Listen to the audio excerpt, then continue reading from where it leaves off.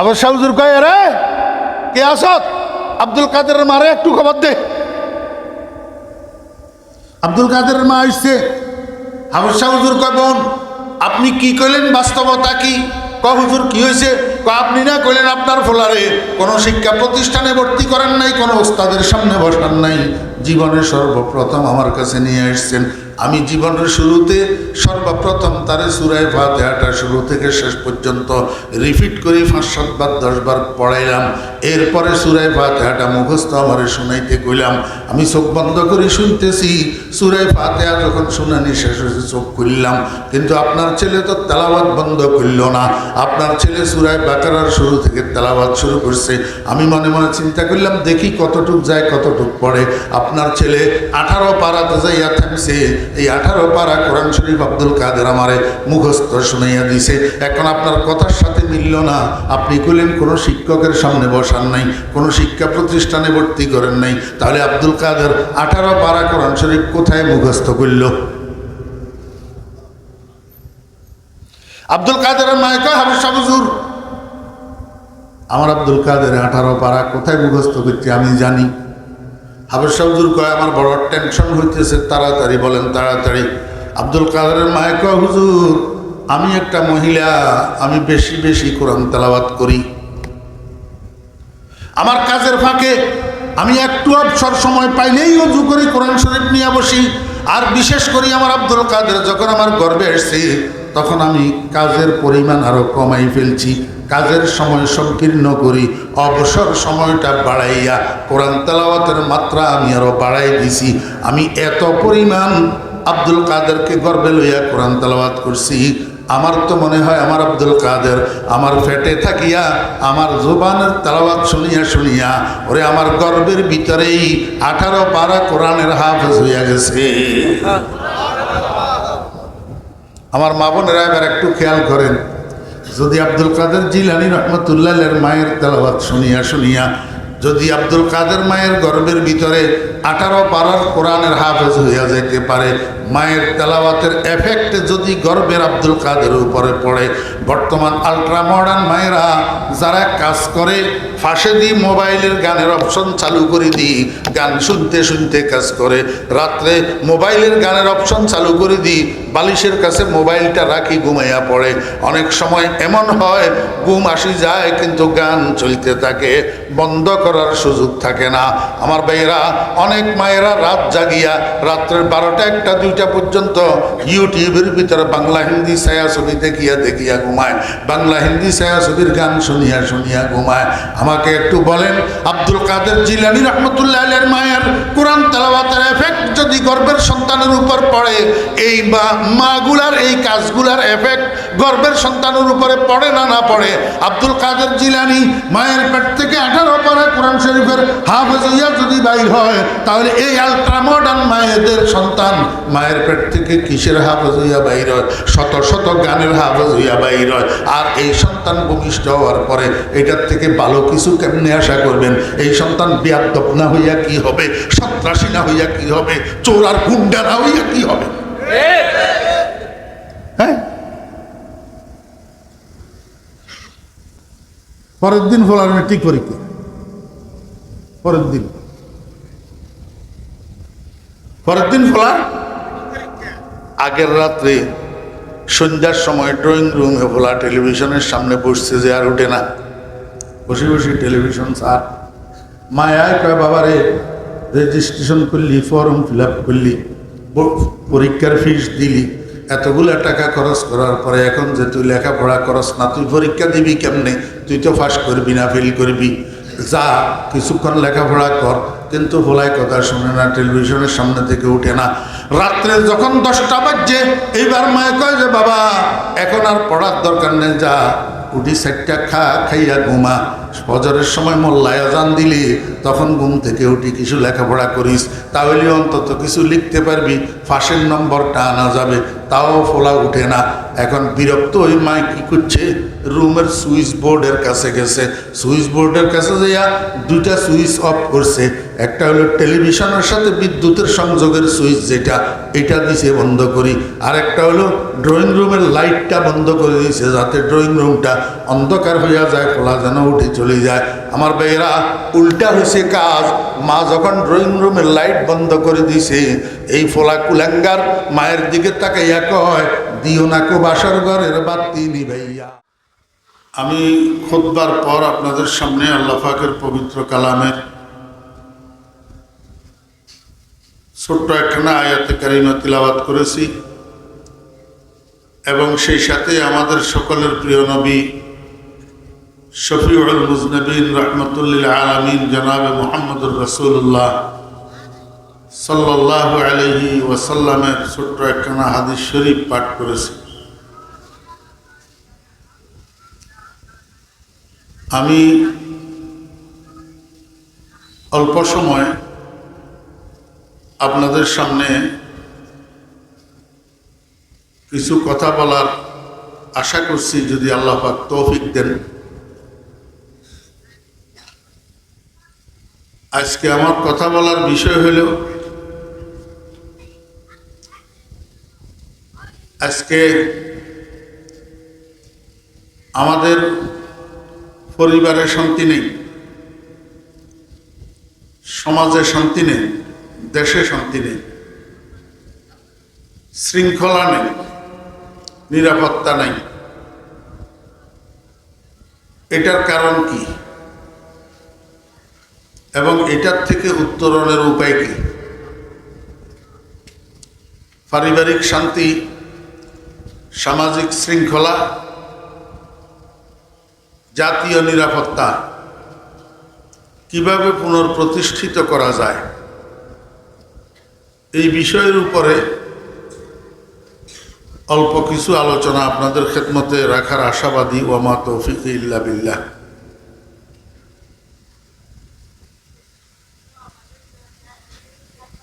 সমাজে, দেশে যে মানুষগুলা বসবাস করে, এই মানুষগুলা তিন বয়সের মানুষ। একটা বয়স হলো বাল্যকাল, আর একটা বয়স হলো যৌবনকাল, আর একটা বয়স হলো বৃদ্ধকাল।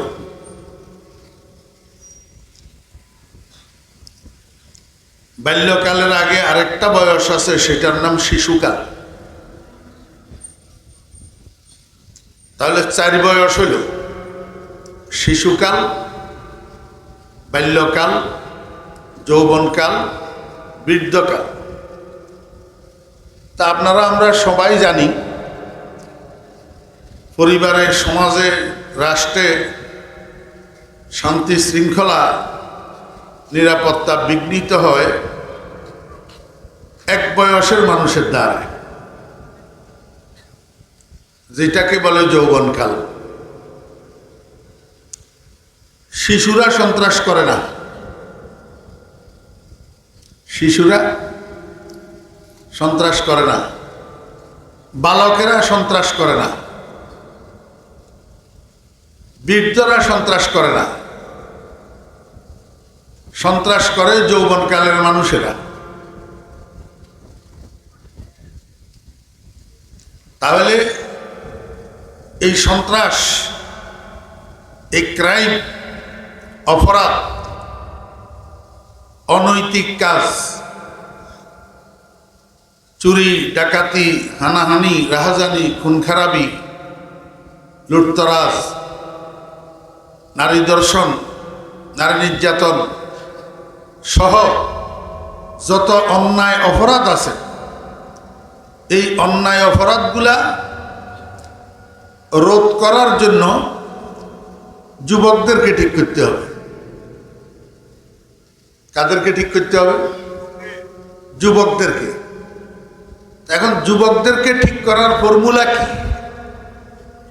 আপনাদের মনোযোগ আছে খেয়াল করে শুনেন, মানুষ কম হইলে কোনো অসুবিধা নেই,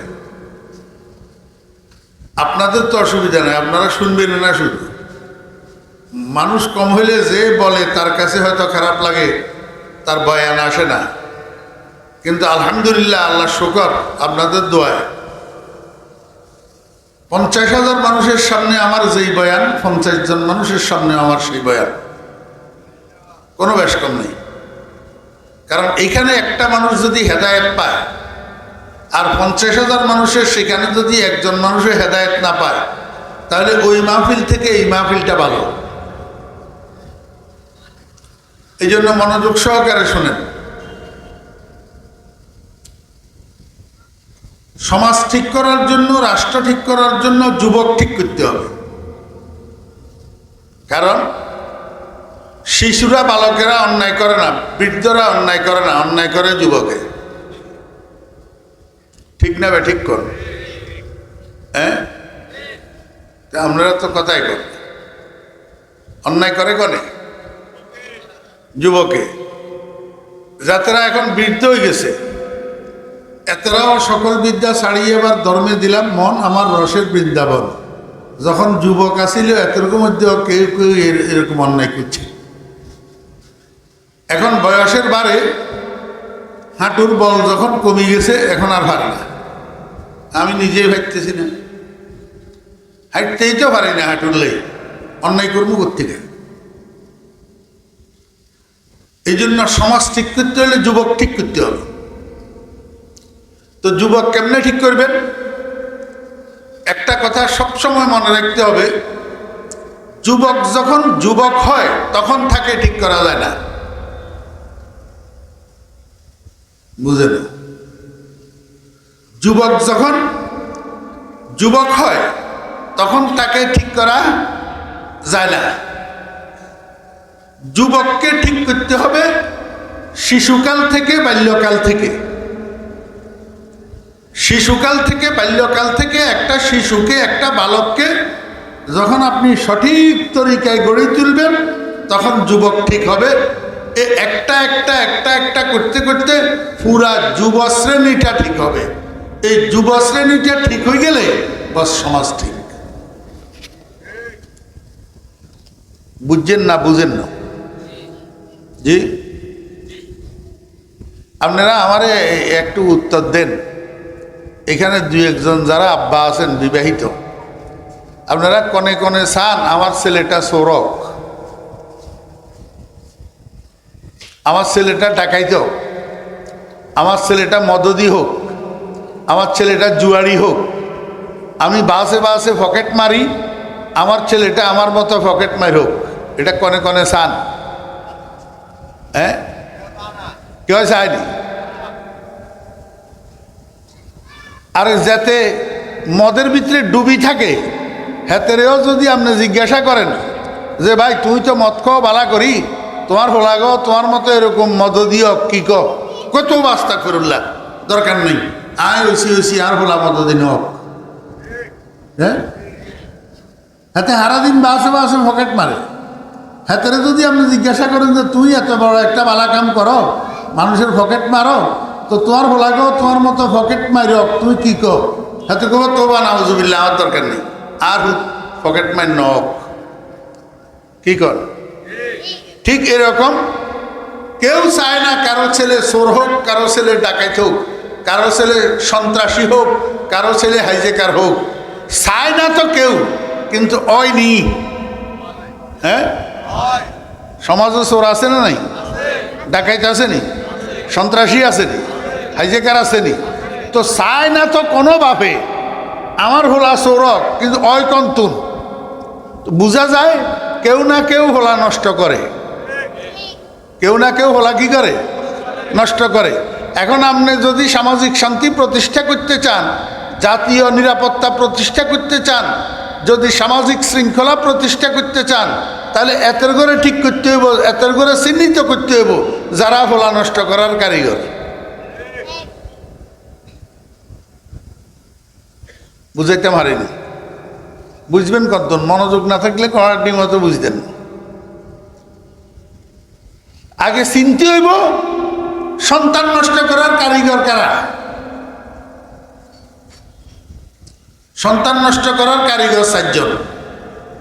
কয়জন? 4 জন। 1 নম্বর হলো মা।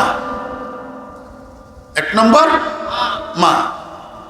এখন মাইকের আওয়াজে আমার মা বোনেরা বাসা বাড়ি থেকে বয়ান শুনলে এবার আমার উপরে মনে কষ্ট নিব, কবু হুজুরে এটা কিয়া কইল? কোরআন হাদিসের ভিতরে আল্লাহ আল্লাহ রাসূল মার ফজিলত এত বেশি বয়ান করছে, মার হক, মার অধিকার, আর হুজুরে কয় বলে মা বলে সন্তান নষ্ট করার কারিগর। আমি যদি বুঝাই দিতাম নহারি, তাহলে আমি জুতার বাড়ি খেতে হতে এসে। আর যদি বুঝাই দিতাম হারি, তাহলে আমার কথা কেন মানবেন না? সন্তান নষ্ট করে 4 জনে। এই 4 জনের প্রথম হইল মা। প্রথম মা। কেন? বাকি 3 জনের সন্তান নষ্ট করে সন্তান ভূমিষ্ঠ হওয়ার পর। দেখা পাইলে না নষ্ট করে, দেখা পাইবার আগে নষ্ট করব নি? কিন্তু মায়ের সন্তান নষ্ট করে ফেটে থাকতে। মায়ের সন্তান নষ্ট করে ভূমিষ্ঠ হওয়ার পর না, শুধু মায়ের সন্তান নষ্ট করা শুরু হয় সন্তান ফেটে থাকতে থেকে।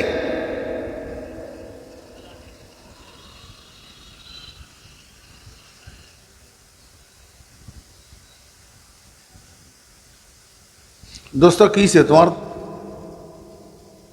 কি সমস্যা?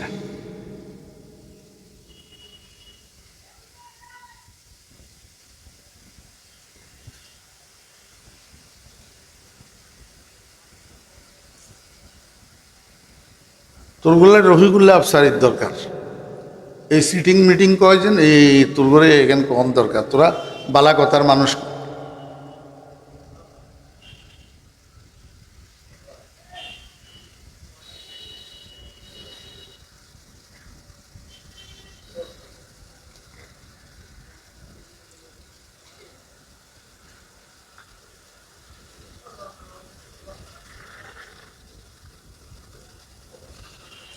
আমি অমনোযোগী মানুষ দেখলে আমার মুখের তুনার কথা বাড়ে না।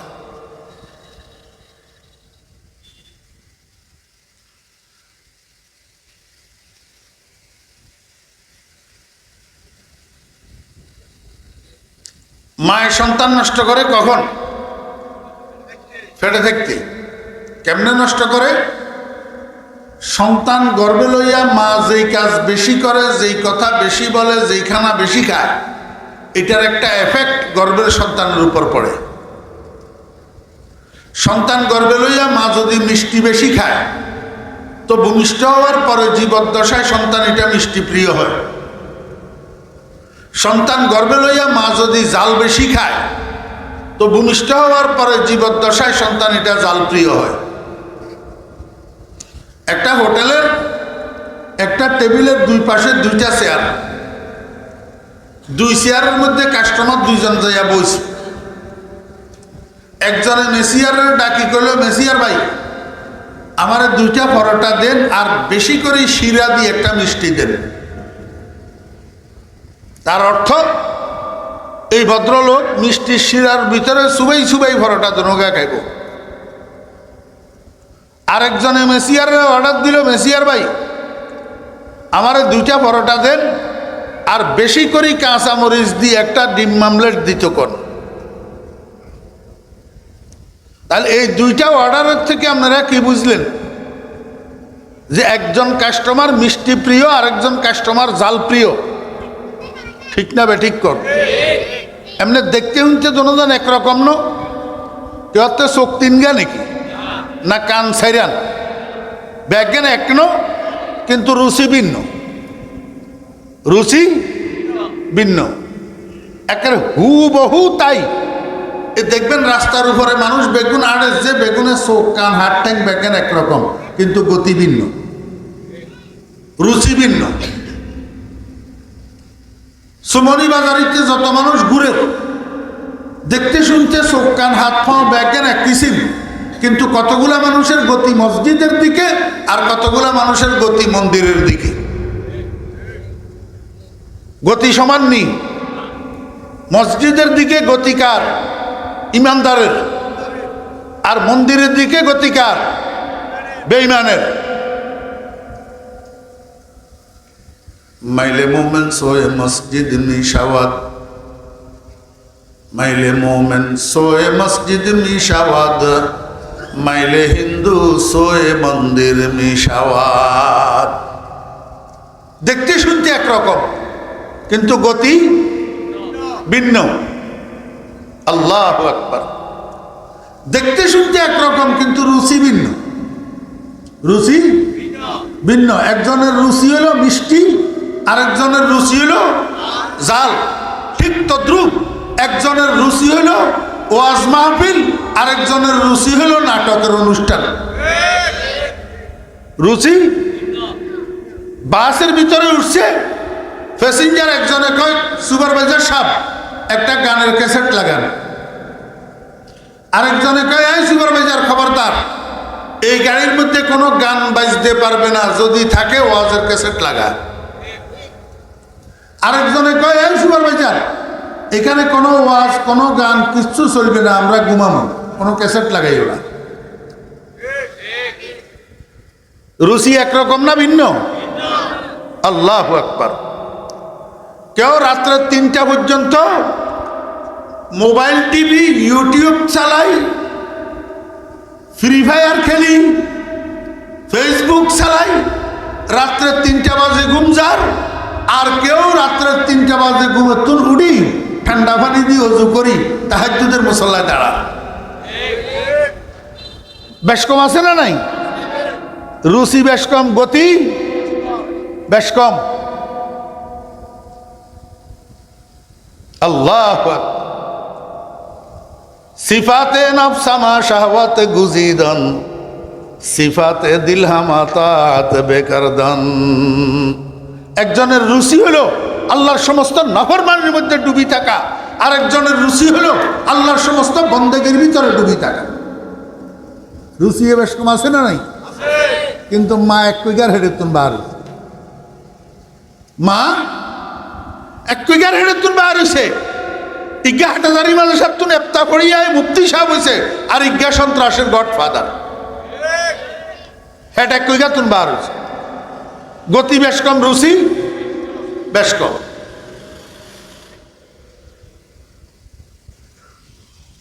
আমি আপনার ঘরে যে কথা বুঝাইতে চাইছিলাম যে একই হোটেলের একই টেবিলের দুই পাশে কাস্টমার দুজন বসছে, একজনে অর্ডার দিল 2টা পরোটা বেশি করে শিরা দি একটা মিষ্টি, আরেকজনে অর্ডার দিল বেশি করে কাঁচামরিচ দিয়ে একটা ডিম মামলেট।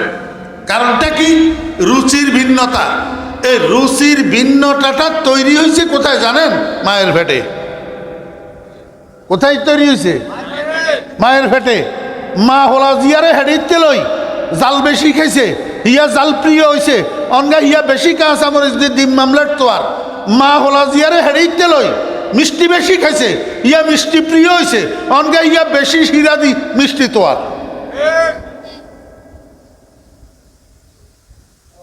কথারে মনে রাখেন, মনে রাখলে ওয়াজ কামে লাগে, মনে না রাখলে ওয়াজ কামে লাগে না।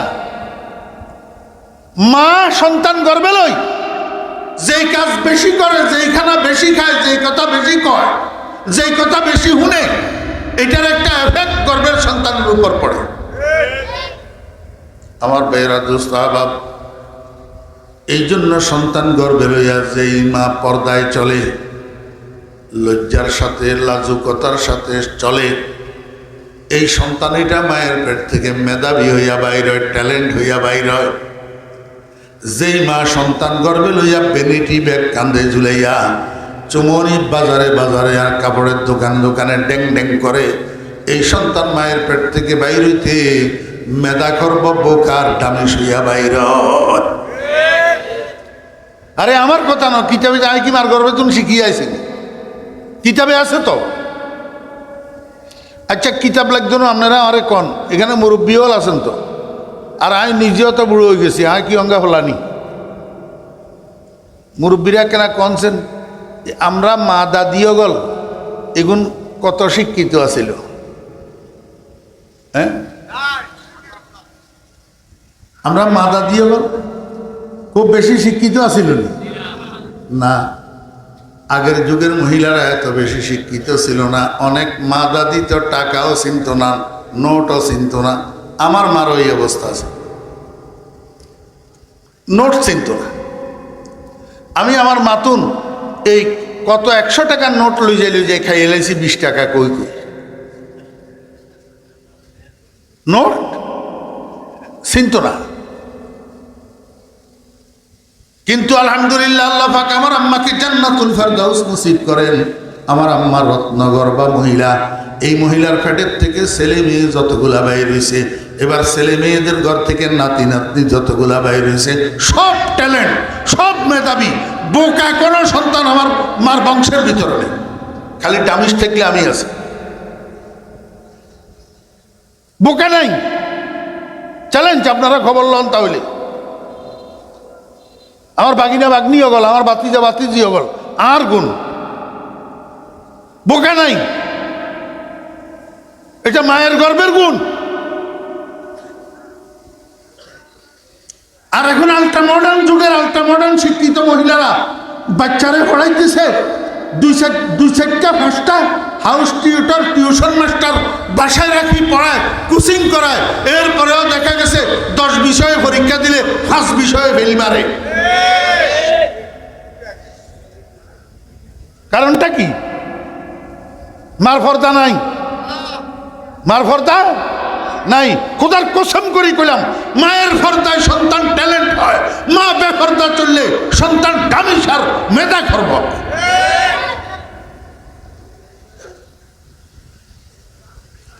আমি এই জন্য আমার সারা বাংলাদেশের মাহফিলগুলাতে বলিয়া বেড়াই, আমার ভাইয়েরা বোনেরা যারা বিবাহ করছেন, যখন দেখবেন আপনাদের সন্তান গর্ভে ধারণ করছে, এই সন্তান গর্ভে ধারণ করা অবস্থায় স্বামী স্ত্রীর বাসার মধ্যে ঝগড়া করবেন না, একে অপরকে গালাগালি করবেন না, বাসার মধ্যে মারামারি করবেন না, একে অপরকে মারধর করবেন না। যদি সন্তান গর্ভে থাকা অবস্থায় এগুলা করেন, তো ভূমিষ্ঠ হওয়ার পরে আপনার এই সন্তান বেয়াদব ছাড়া আর সন্ত্রাসী ছাড়া আর কিছু হবে না। কারণ হেতে তোর ঝগড়া চারটি গালাগালি মার ভেড়ে তুই শিখিয়াছে।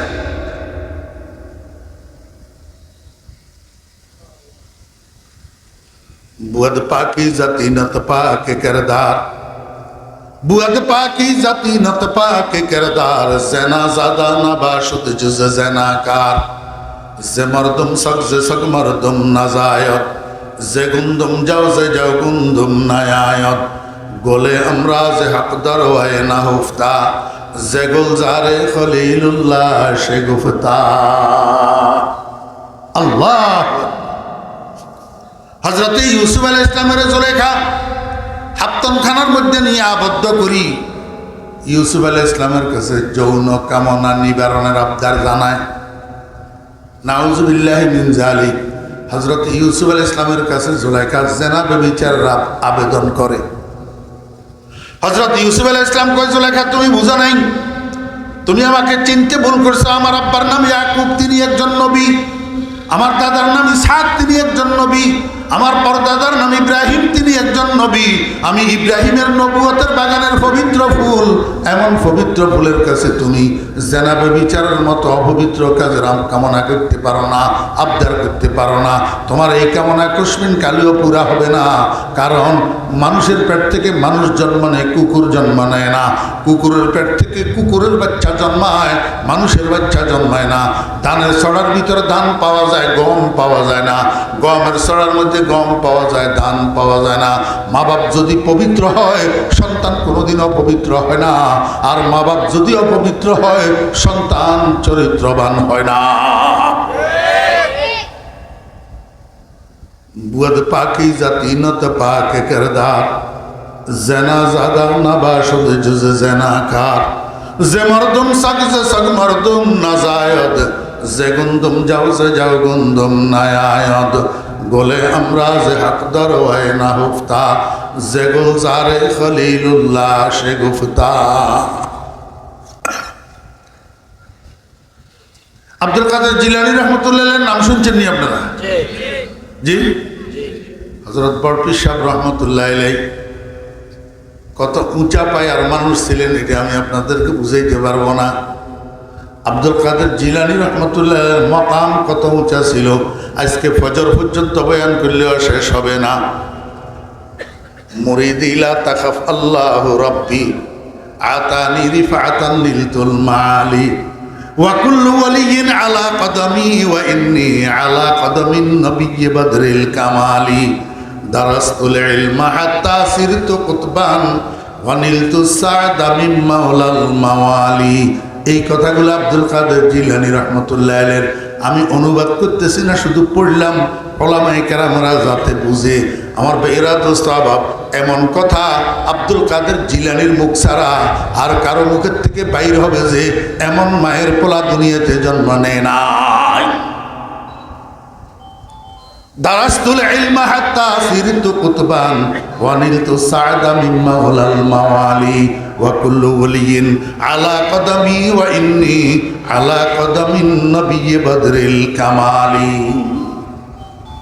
আল্লাহু আকবার। আব্দুল কাদের জিলানী রহমতুল্লাহ আলাইহির বয়স যখন 6 বছর, উনার জীবনের মধ্যে কিতাবের মধ্যে লিখে আব্দুল কাদের জিলানী রহমতুল্লাহ আলাইহির বয়স যখন 6 বছর, উনার আম্মা উনাকে নিয়ে গেছে একটা হাফেজিয়া মাদ্রাসায়। হাফেজিয়া মাদ্রাসায় নিয়ে হাফেজ শাহ হুজুরের কয়, হাফেজ শাহ হুজুর এইটা আমার ছেলে, নাম আব্দুল কাদের, বয়স 6 বছর, এখনো পর্যন্ত আমি কোনো শিক্ষা প্রতিষ্ঠানে ভর্তি করি নাই, কোনো ওস্তাদের সামনে বসাই নাই, এই জীবনের শুরুতে সর্বপ্রথম আপনার কাছে নিয়ে আসলাম। হ্যালো, ব্যাককল দিনে ফোন করতে পারছ না? দিনে কোথায় যাও? বয়ানের মাঝখানে কেন ফোন করো? একবার ফোন রিসিভ করি নাই, এরপরে আবারও করছি।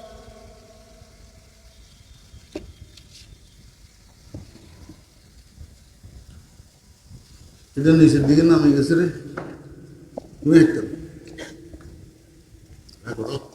করলে ফোন নিয়ে যা।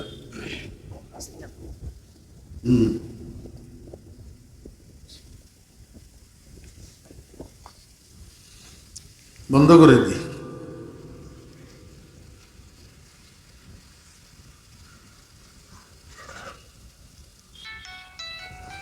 বন্ধ করে দিও, ছাড়া শান্তি নেই।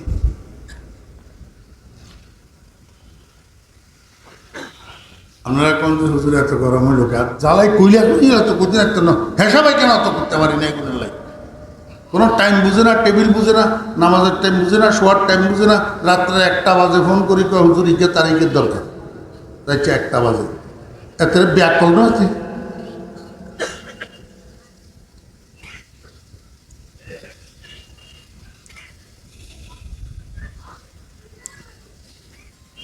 মনে আছে না ভুলে গেছেন?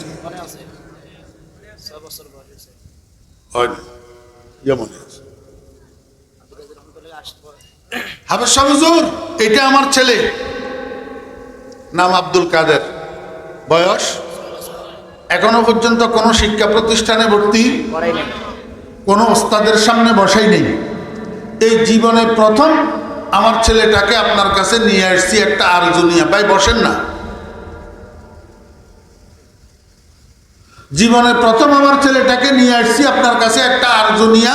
আরজু হইল আমার পোলাটা পরে যা হবে হবে, জীবনের শুরুতে আগে হাফেজে কোরআন হবে। কি হবে? আমরা করতে হুত নাই, নাতি নাই, আপনারা মুসলমান নো, এই আরজু আপনার বুক আছে, আপনার গো বড় বুক আছে, আইয়ে নাকা। আমার ভাইয়েরা দোস্ত আবাব, সমস্ত মুসলমান মায়েরা যদি এই আরজু করতো, আমার ছেলে পরে ইঞ্জিনিয়ার হবে, ডাক্তার হবে, মুফতি হবে, মুহাদ্দিস হবে, জজ হবে, ব্যারিস্টার হবে, তাতে কোনো অসুবিধা নাই। কিন্তু জীবনের শুরুতে আমার ছেলেটাকে আমি হাফেজে কোরআন বানাবো, এটা আমার আরজু।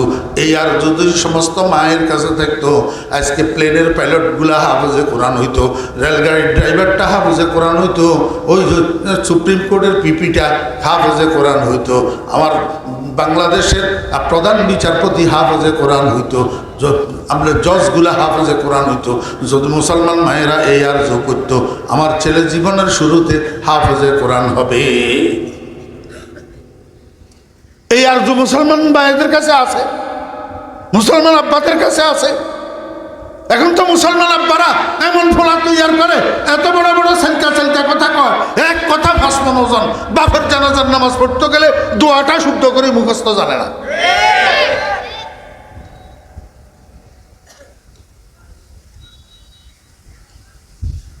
বাপ জিয়ার জানাজা উঠতে গেছে, হিয়ার বাপরে ঠকাইছে। বাপ জিয়ার জানাজা উঠতে গেছে, হিয়ার বাপরে ঠকাইছে। দোয়া সারা জানাজার নামাজ হরি চলিয়ে আছে। অন হেবেড়া মরছে, হেবেড়ার উঠিও হেবেড়ার ঠকার, দোয়া সারা জানাজার নামাজ হরি চলিয়ে গেছে। এই ঠকঠকা চলতে আছে ঠকঠকা। দুনিয়ার বান্দ্রামি ব্যাজ্ঞান শিখাইতো আরে হলারে, দুনিয়ার বান্দ্রামি ব্যাজ্ঞান শিখতো আরে হলায়। বিতিরের নামাজের দোয়ায় কোন উদ্যা শুদ্ধ করি মুখস্থ করতে হারে না। মুসলমানের হোলা, মুসলমান নামের কলঙ্ক।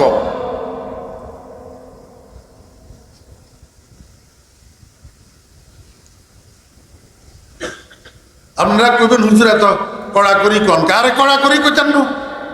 ক্যান্সার ইঞ্জিনটি ধরলে এটা মলম লাগাইলে ক্যান্সার ভালো হইতো না, কাড়ি হেলাই দিন লাগে, নইলে ক্যান্সার সারা শরীরে ছড়াই যাব। এখন তো ক্যান্সার হিন্দুয়ানি প্রথা, ইহুদি খ্রিস্টানের প্রথা, ইহুদি খ্রিস্টানের সংস্কৃতি, হিন্দুয়ানি সংস্কৃতি মুসলমান সমাজে ক্যান্সারের মতো প্রসারিত হচ্ছে। মুসলমানের বলারা মুসলমানই কি জিনিস বুঝে না, দুর্গা পূজা বুঝে।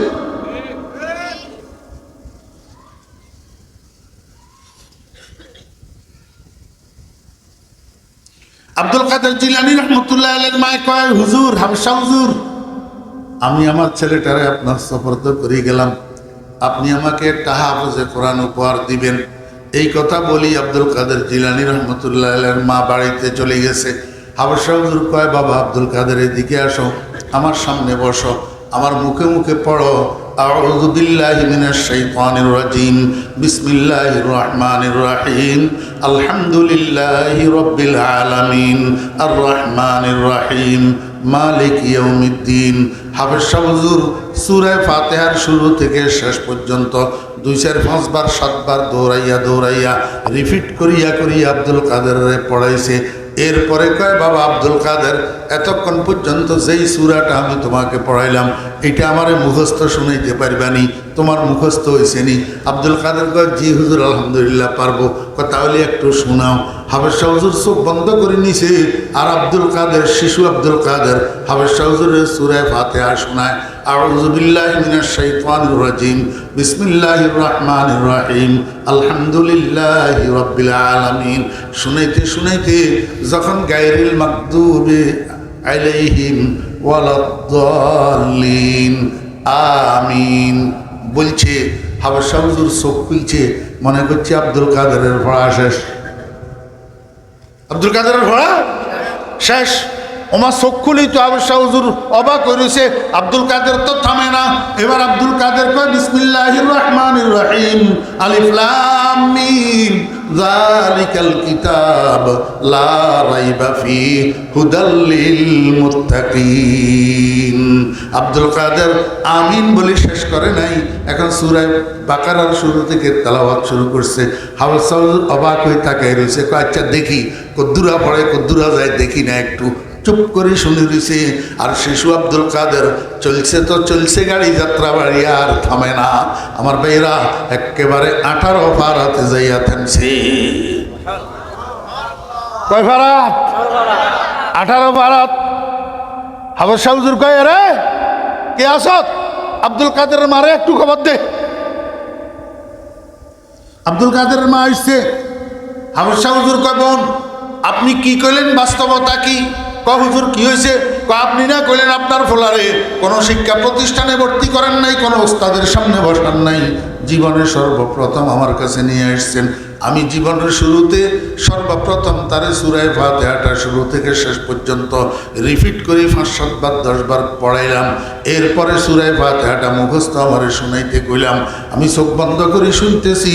সূরা ফাতিহা যখন শুনানি শেষ হয়েছে চোখ খুললাম, কিন্তু আপনার ছেলে তো তেলাওয়াত বন্ধ করল না। আপনার ছেলে সূরা বাকারার শুরু থেকে তেলাওয়াত শুরু করছে। আমি মনে মনে চিন্তা করলাম, দেখি কতটুক যায় কতটুক পড়ে। আপনার ছেলে 18 পারাতে যাইয়া থামছে। এই 18 পারা কোরআন শরীফ আব্দুল কাদের আমারে মুখস্থ শুনাইয়া দিছে। এখন আপনার কথার সাথে মিলল না। আপনি কইলেন কোনো শিক্ষকের সামনে বসান নাই, কোনো শিক্ষা প্রতিষ্ঠানে ভর্তি করেন নাই, তাহলে আব্দুল কাদের 18 পারা কোরআন শরীফ কোথায় মুখস্থ করল? আব্দুল কাদেরের মায়ে কয়, হাফেজ সাহেব হুজুর, আমার আব্দুল কাদের 18 পারা কোথায় মুখস্থ করছে আমি জানি। হাফেজ সাহেব হুজুর কয়, আমার বড় টেনশন হইতেছে, তাড়াতাড়ি বলেন তাড়াতাড়ি। আব্দুল কাদেরের মায়ে কয়, হুজুর আমি একটা মহিলা, আমি বেশি বেশি কোরআন তেলাওয়াত করি। আমার কাজের ফাঁকে আমি একটু অবসর সময় পাইলেই ওযু করি, কোরআন শরীফ নিয়ে বসি। আর বিশেষ করে আমার আব্দুল কাদের যখন আমার গর্বে এসেছে, তখন আমি কাজের পরিমাণ আরো কমাই ফেলছি, কাজের সময় সংকীর্ণ করি, অবসর সময়টা বাড়াইয়া কোরআন তেলাওয়াতের মাত্রা আমি আরো বাড়াই দিছি। আমি এত পরিমাণ আব্দুল কাদেরকে গর্বে লইয়া কোরআন তেলাওয়াত করছি। আমার তো মনে হয় আমার আব্দুল কাদের আমার পেটে থাকিয়া আমার জবানের তেলাওয়াত শুনিয়া শুনিয়া ওরে আমার গর্বের ভিতরেই 18 পারা কোরআনের হাফেজ হইয়া গেছে।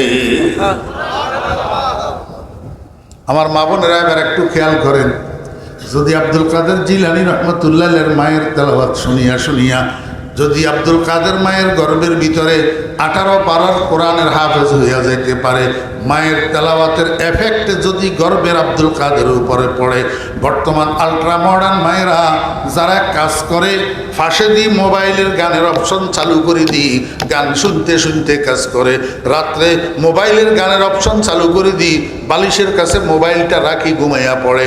অনেক সময় এমন হয় ঘুম আসি যায় কিন্তু গান চলতে থাকে, বন্ধ করার সুযোগ থাকে না। আমার ভাইয়েরা, অনেক মায়েরা রাত জাগিয়া রাত্রের 12টা 1টা 2টা পর্যন্ত ইউটিউবের ভিতরে বাংলা হিন্দি ছায়াছবি দেখিয়া দেখিয়া ঘুমায়, বাংলা হিন্দি ছায়াছবির গান শুনিয়া শুনিয়া ঘুমায়।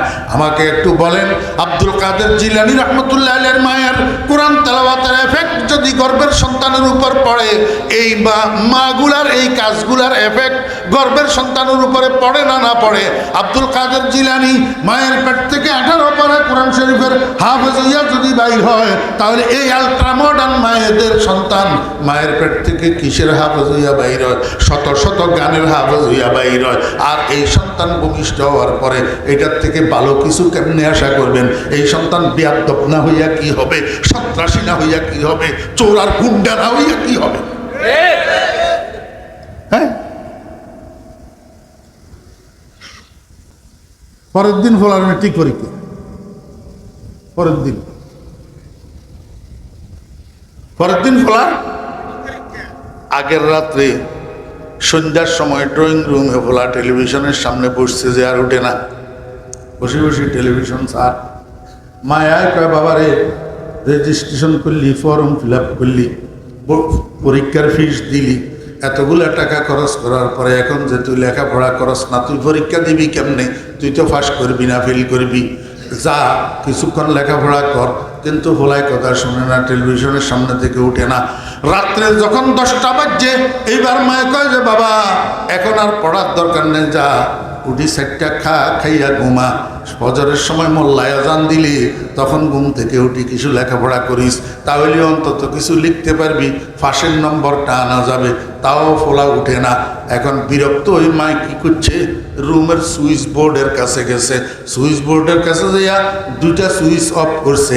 একটা হলো টেলিভিশনের সাথে বিদ্যুতের সংযোগের সুইচ, যেটা এটা দিছে বন্ধ করি, আর একটা হলো ড্রয়িং রুমের লাইটটা বন্ধ করে দিয়েছে, যাতে ড্রয়িং রুমটা অন্ধকার হইয়া যায়, ফোলা যেন উঠে চলে যায়। আমার ভাইয়েরা, উল্টা হয়েছে কাজ। মা যখন ড্রয়িং রুমের লাইট বন্ধ করে দিছে, এই ফোলা কুলাঙ্গার মায়ের দিকে তাকাইয়া কয়, দিও না কো বাসর ঘরের বাতি নিভাইয়া।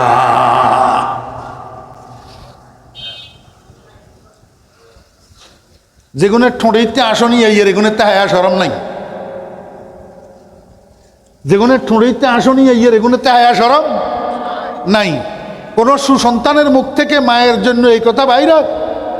হ্যাঁ, আস্তাগফিরুল্লাহ, লা হাওলা ওয়ালা কুওয়াতা ইল্লা বিল্লাহ। মেট্রিক পরীক্ষার্থী একটা ফোলার বয়স কত?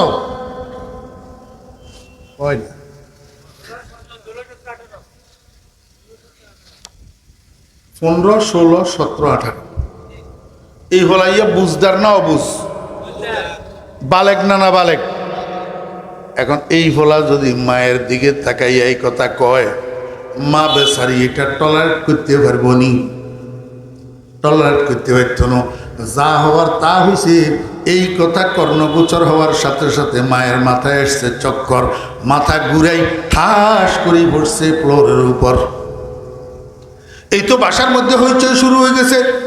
কেউ বাটিতে করে পানি লইয়া দৌড়ার, মুখের উপরে পানির ঝাপটাদের, আরেকজনের সরিষার তেল আনি পায়ের তালুতে হাতের তালুতে সরিষার তেল মালিশ করে, আরেকজনের চার কাপের মধ্যে সরিষার তেল আর পানি মিক্স করে গুলি মাথার মধ্যে মালিশ করে। কারণটা কি? বেহুশ হয়ে গেছে। তো কি হয়ে গেছে? বেহুশ হয়ে গেছে। আমার বেহেরা দোস্তা বাপ, আমি রুমের থেকে বাইরে এলাম, ওই ছেলে এইটার ইমিডিয়েট ছোট বোন একটা আছে, এটারে জিজ্ঞেস করলাম কিরে বাসার মধ্যে কি হয়েছে? মানে আমার এক আঙ্কেল ভাইয়ার যে আগামীকাল মেট্রিক পরীক্ষা, ভাইয়া তো পড়তে বসে না, শুধু টেলিভিশনের সামনে বসে থাকে। মা বারবার তাকে বলে কিন্তু মায়ের কথা শোনে না। রাত্রে যখন 10টা বাজে মা উঠে যেতে বলছে খানা খাওয়ার জন্য, তাও উঠে না। এবার ড্রয়িং রুমের লাইট অফ করে দিয়েছে মা যখন ড্রয়িং রুমের লাইট অফ করছে, ভাইয়া মায়ের দিকে তাকাইয়া কয় দিও না কোবা স্বর্গের বাতি নিবাইয়া। এই কথা শোনার সাথে সাথে মা মাথা চক্কর দিয়া ফ্লোরের উপরে পড়ে গেছে, বেহুশ হয়ে গেছে। আমি আস্তে আস্তে সেদিকে আগাইলাম। ইত্যবসরে মহিলা এটার হোঁশ আসছে, চোখ খুলছে, আমার সামনে দেখি কয় ভাইয়া দেখলেন নি ফলায় আমারে কি কইল? আরে আজকের কথা না মিয়া, অনেক বছর আগের কথা, যখন টাচ মোবাইল আবিষ্কার হয় নাই, ডিভিডির যুগ, বিসিআরের যুগ যেটা ছিল, আমরা ফোলারা বাজারের মধ্যে ভিডিও দোকান দিত। এখন তো ভিডিও দোকান নাই, এখন তো ভিডিও মোবাইলে ঢুকে গেছে পকেটে, আর ভিডিও দোকান লাগে না। তখন ফোলারা ভিডিও দোকান দিয়া ভিডিওর ব্যবসা করত। ডিভিডি সেট যুগ, এত বড় বড় সিনেমার ক্যাসেট, বাংলা সিনেমার, হিন্দি সিনেমার ক্যাসেট ডিভিডি মেশিনের ভিতরে ঢুকাইয়া, এই ডিভিডি মেশিনের কানেকশন টেলিভিশনের লগে লাগাইলে টেলিভিশনের মধ্যে পূর্ণ দৈর্ঘ্য ছায়াছবি 3 ঘন্টা পর্যন্ত দেখায়। এগুলা চাইতো মানুষে ঘরে ঘরে, এগুলা মা কয় না জন লাগে যে আপনারা কিছু দেখেন না লাগেন, খালি ব্যাগে না হয় দেখছি লাগে। হ্যাঁ,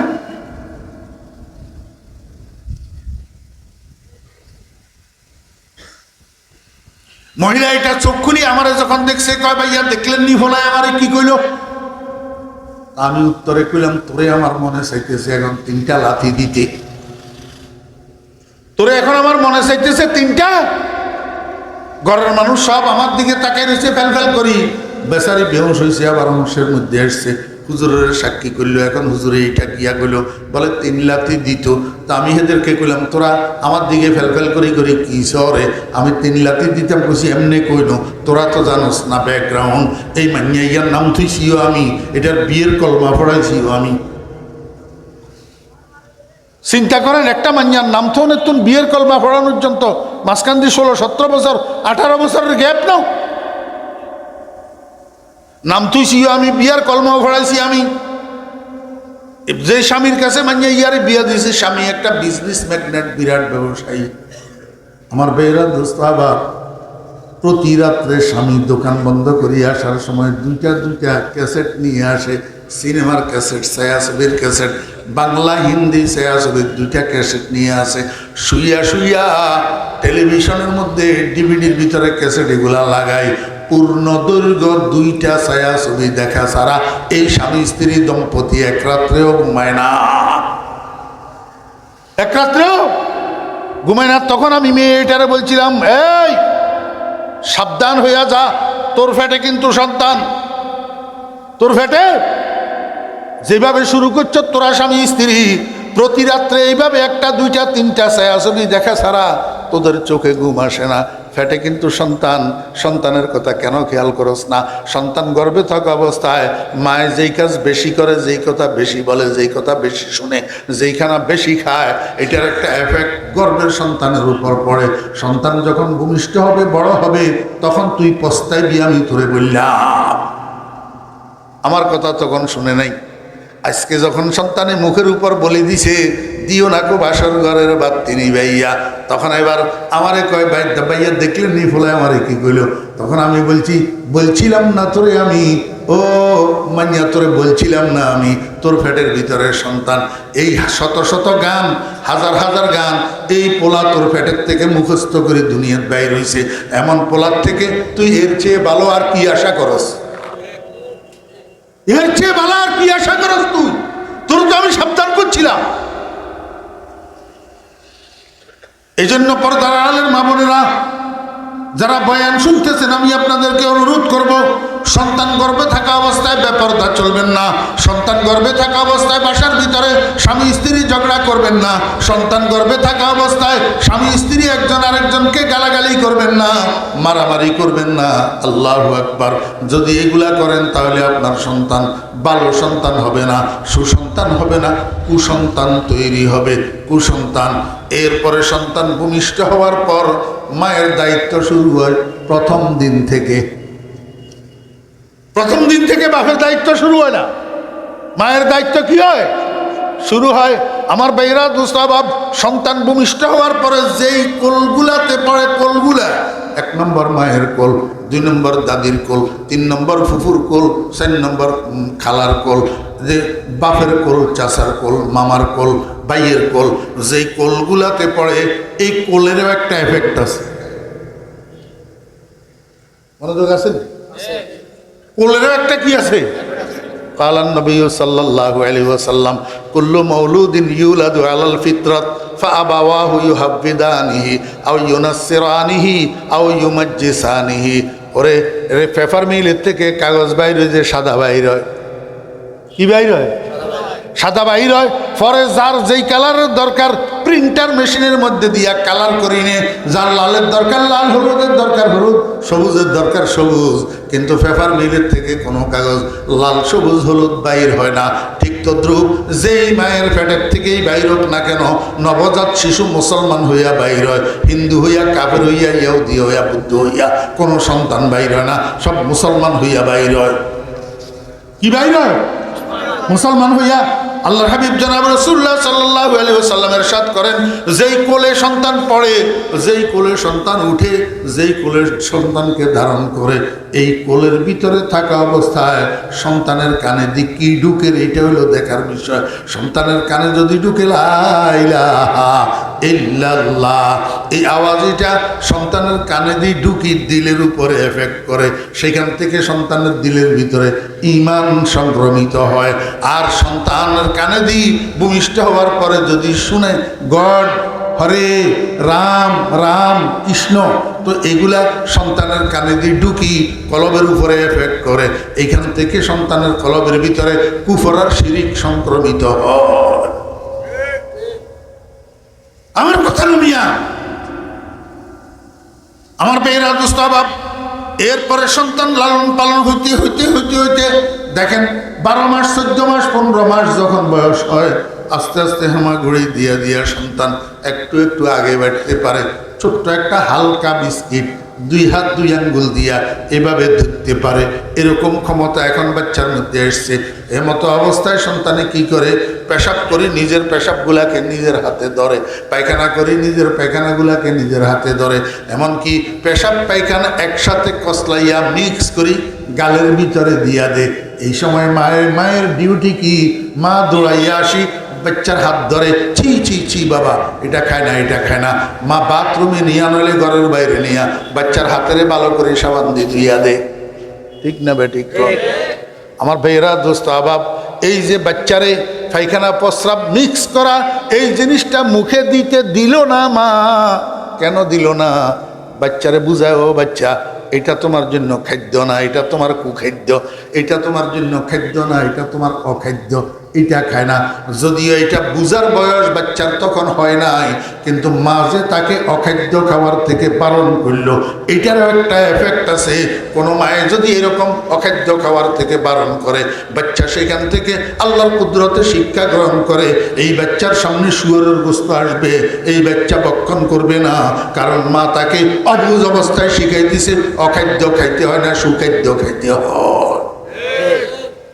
আমার বেহরা দুস্তাবাব, বাচ্চার বয়স যখন 3 বছর, 2 বছর 2.5 বছর বাচ্চা থাক করে হাঁটে, আর হাঁটতে হাঁটতে যখন পেশাবের দরকার হয় হাঁটতে হাঁটতে পেশাব করে, দাঁড়ায় দাঁড়ায় পেশাব করে। মা তখন কি করবে? কাঁধের উপরে 2 হাত দিয়া আলতো চাপে বাচ্চারে বসাইয়া দিবে আর বলবে, বাবা আমরা মুসলমান, দাঁড়াই পেশাব করিও না, দাঁড়াই পেশাব করিও না। দাঁড়াই পেশাব করা আমাদের নবীজির সুন্নতের খেলাফ। বাচ্চার তখন মায়ের এই নসিহত বুঝার ক্ষমতা হয় নাই, কিন্তু তারপরেও মার এই শিক্ষা বাচ্চার উপরে আল্লাহর কুদরতের দ্বারা এফেক্ট করে। ওরে 70 বছর বয়স পর্যন্ত এই বাচ্চা রাস্তার পাশে দাঁড়াইয়া বলদের মতো আর পেশাব করবে না। কি মনে করেন আপনারা আমার ভাইরা দোস্ত আবাব? হযরত ইসমাঈল আলাইহিস সালামকে কুরবানি দেওয়ার জন্য ইব্রাহিম আলাইহিস সালাম নিয়ে গেছেন মিনার মানহারে কুরবানি দেওয়ার জন্য। ইসমাঈল আলাইহিস সালামের উপর করে শোয়াই হযরত ইব্রাহিম আলাইহিস সালাম যখন ইসমাঈল আলাইহিস সালামের গর্দানের উপরে চুরি চালাবে, এই সময়ের মধ্যে ইসমাঈল 7 বছরের শিশু, 7 বছরের বালক, 7 বছর বয়স। ইসমাঈল আব্বারে কয়, আব্বা একটা কাজ করেন, আমারে কোরবানি দেওয়ার আগে আমার হাত পাগুলাকে একটা শক্ত রশি দিয়া মজবুত করি বাঁধেন, শক্ত রশি দিয়া মজবুত করি বাঁধেন। ইব্রাহিম আলাইহিস সালাম কয়, কেন রে বাবা? আমার আল্লাহ আমার স্বপ্নের মধ্যে আদেশ করছে তোমারে কোরবানি দেওয়ার জন্য, এটা আমি তোমারে জানাইছি, তুমি সম্মতি জ্ঞাপন করছো, নিজেকে ধৈর্যশীল পাবো এটাও তো আমারে জানাইছো। হাত পাও রশি দিয়া বাঁধতে হয়, জোর করি কেউ রে কতল করলে, কেউ রে জোর করি জবাই করলে।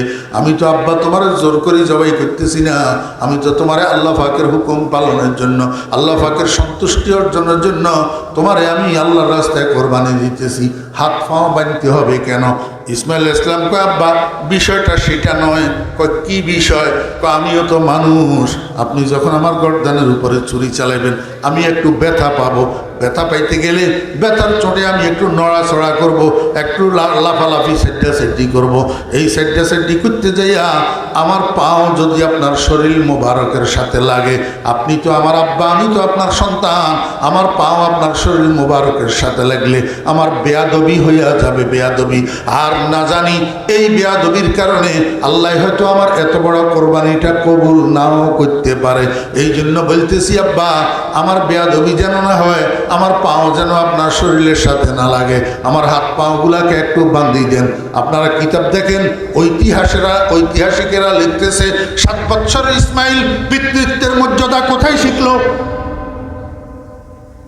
ওই মিয়া, পিতৃত্বের সম্মান, পিতার গায়ের সাথে সন্তানের পাও লাগলে বেয়াদবি হয়, এই শিক্ষা ইসমাঈল পাইল কোথায়? সে 7 বছরের সন্তান, এখনো তো ইসমাঈল কোনো পাঠশালায় ভর্তি হয় নাই, কোনো শিক্ষকের সামনে বসে নাই। না মক্তব কি কারামত থি, না ফয়জানে নবুয়ত থা, না মক্তব কি কারামত থি, না ফয়জানে নবুয়ত থা, सिखाया किसने इस्माइल को आदाब फरजंदी, सिखाया किसने इस्माइल को आदाब बेफरजंदी।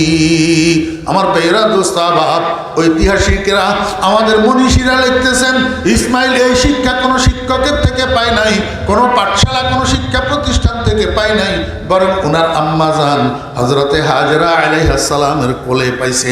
কারণ মায়ের কোলটাই হলো একটা সন্তানের জীবনের প্রথম পাঠশালা। এই মায়ের কোলে সন্তান ভালো শিক্ষা যদি পায় তাহলে সন্তান মানুষের মতো মানুষ হয়। মায়ের কোলে সন্তান যদি ভালো শিক্ষা না পায় তাহলে সন্তান মানুষের মতো মানুষ হয় না। এই জন্য আমার ভাইয়েরা দোস্ত আবাব, আমি আপনাদেরকে বুঝাইতে চেয়েছিলাম পারিবারিক শান্তি, সামাজিক শৃঙ্খলা, জাতীয় নিরাপত্তা পুনঃপ্রতিষ্ঠিত কিভাবে করবেন। এখন সমাজে যেই মানুষগুলার বয়স আছে 5 বছর, যেই মানুষগুলার বয়স 6 বছর, যেই মানুষগুলার বয়স 7 বছর, যেই মানুষগুলার বয়স 8, 9, 10 বছর, এই মানুষগুলার পিছনে একটু মেহনত করতে হবে। যেগুলা উপরে উঠে গেছে, যুবক যখন যৌবনে পড়ে যায় এই যুবককে আর ঠিক করা যায় না।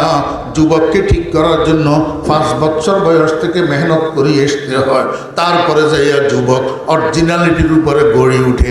একটা যুবক যদি অরিজিনালিটির উপরে গড়ে উঠে, তাহলে এই যুবকের দ্বারা পারিবারিক শান্তি বিঘ্নিত হবে না, এই যুবকের দ্বারা সামাজিক শৃঙ্খলা বিঘ্নিত হবে না, এই যুবকের দ্বারা জাতীয় নিরাপত্তা বিঘ্নিত হবে না।